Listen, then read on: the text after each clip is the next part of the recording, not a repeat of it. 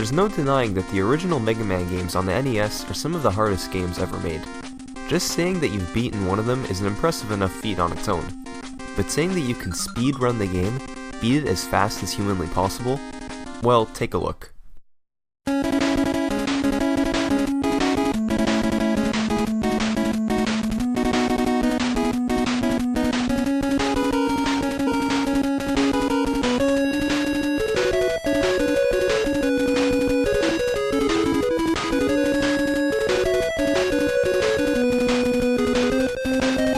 Mega Man 2 in particular, as you can see, can be just slightly broken by the player if they know what they're doing. The designers didn't realize that they left in a few game-changing glitches that would change the way people played the game, but we'll get to that again in a minute.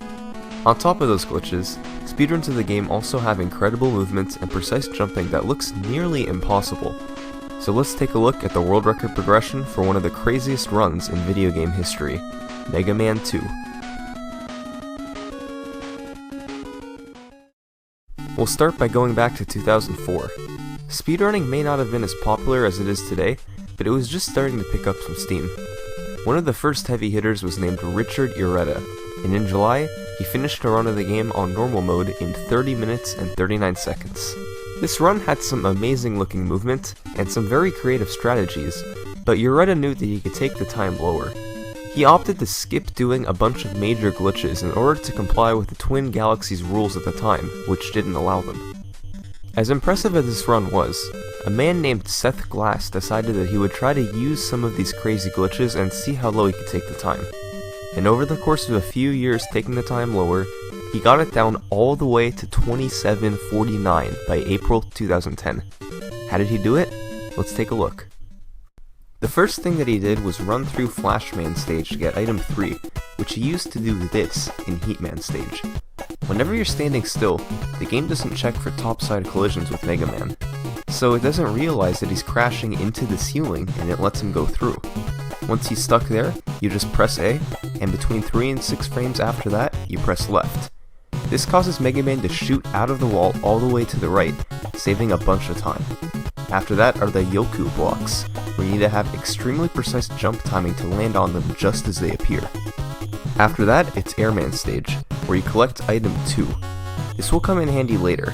Before you use it though, Seth Glass did Woodman stage, where he did another zip with item 1 to skip past the mechanical dogs, and then yet another zip later to move him farther into the level. Next is Crashman stage.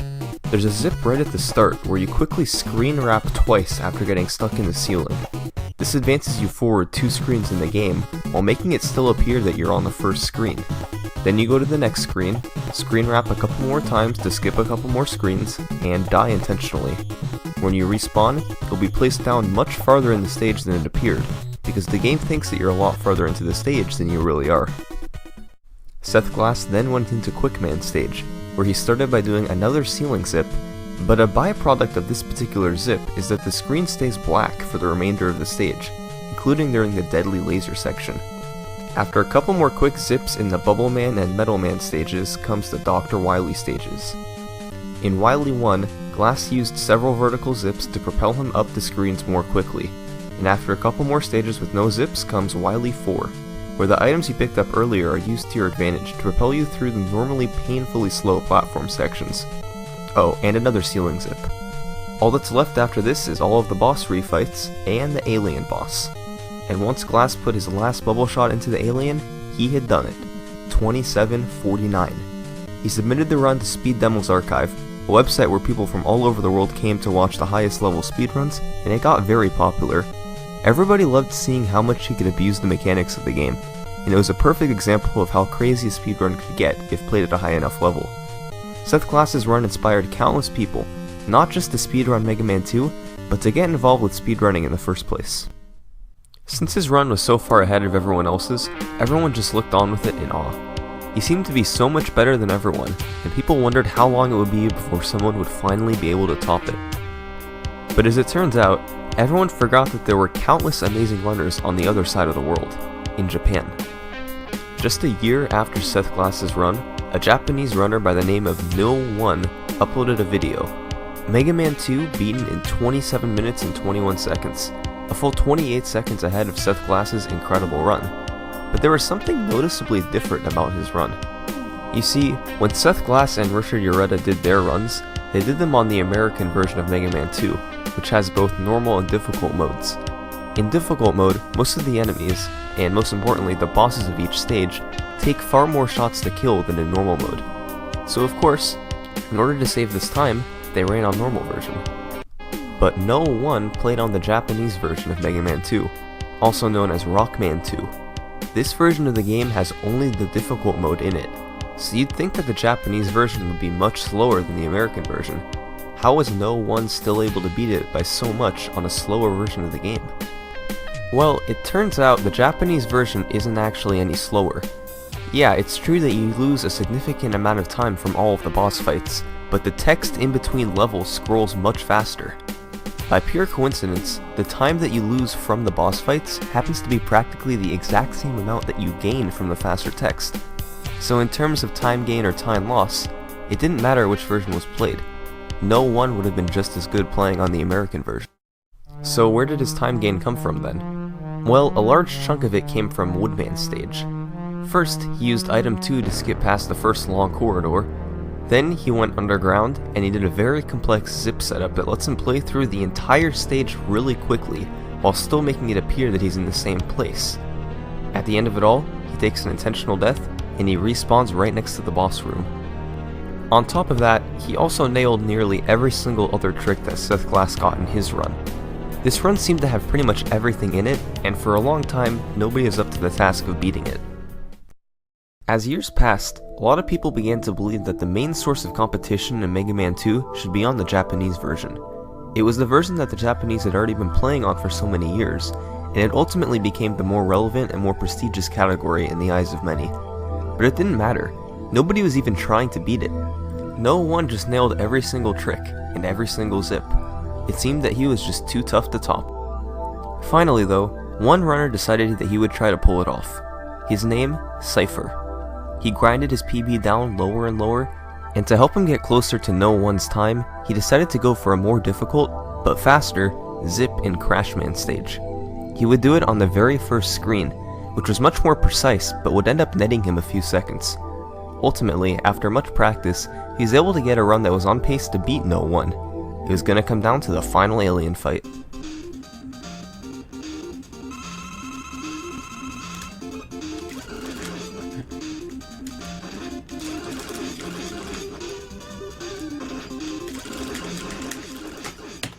Fuck yes! Oh! Yes. Fuck yes. Someone had finally beaten him. It may not have been by much, but Cypher was the new champion on Mega Man 2, and the record was brought back to America. Unfortunately for him though, he said something moments after he finished the run that may have jinxed him for later. Japan is dead. Japan is dead! Japan is dead. Just a couple months later, another Japanese runner, named Shoka, took advantage of sloppy sections in Cypher's run, such as the dog scrolls and Woodman stage, to bring the record back to Japan once again.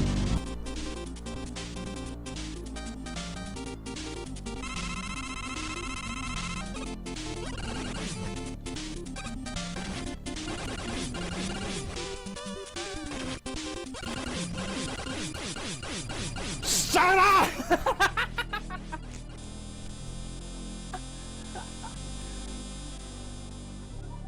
There was a little issue with Shoka's run though. There were a couple of sections where you used a turbo button to rapid fire inputs. Normally you'd have to push the fire button over and over really quickly to kill bosses or to jump, but while using turbo, you simply hold down the button and it fires over and over for you. Even with this controversy, most recognized it to still be the official record for the game, even though the Rockman community apparently did not encourage turbo controllers. So Japan was back on top.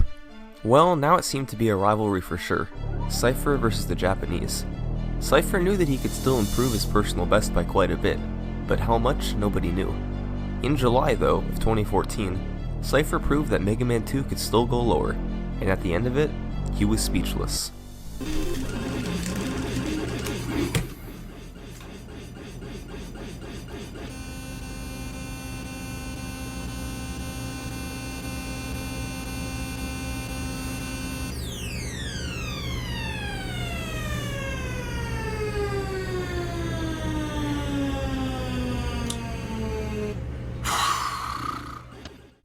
So now, the question had to be asked, when is sub 27?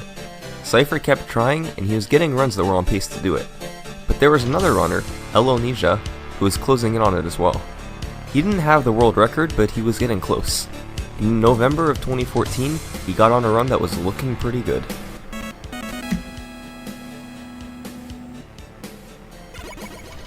All of a sudden though, he got a couple of gold splits on 2 of the last stages, Dr. Wily 4 and 5, thanks to some masterful refights of the bosses, and the next thing he knew, he was on pace for a 26-minute run. The first step was getting the ceiling zip to warp him to the final boss, which he nailed, and then it was on to the alien.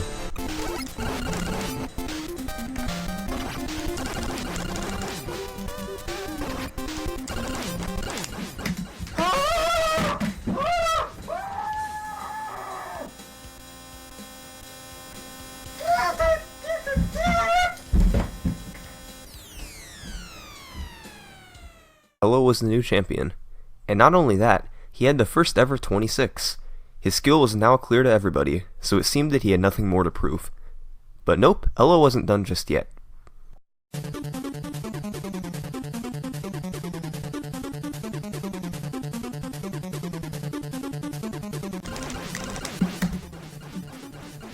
Jesus Christ.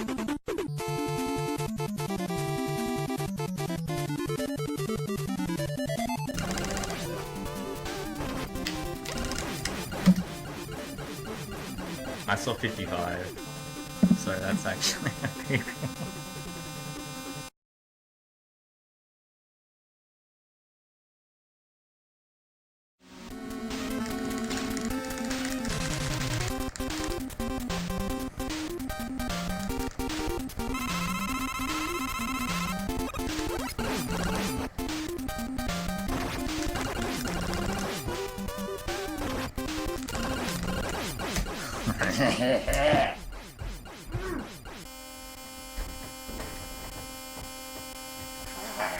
Sorry.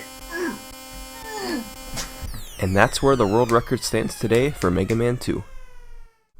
If you take a look at the Mega Man 2 leaderboards right now, you'll notice that Elo is far ahead of everyone else in most of the serious categories for Mega Man 2. He's established a stranglehold over the game. Sometimes this happens with games. Someone looks to be dominant in a game because their time is so far ahead of everyone else's. But stuff always changes. Oh! Wait, I don't know. Maybe. Seth Glass seemed to be so hard to beat, and no one beat him, who then seemed to be so hard to beat himself. The point is, stuff changes. Who knows who the next champion of Mega Man 2 will be? Thanks for watching.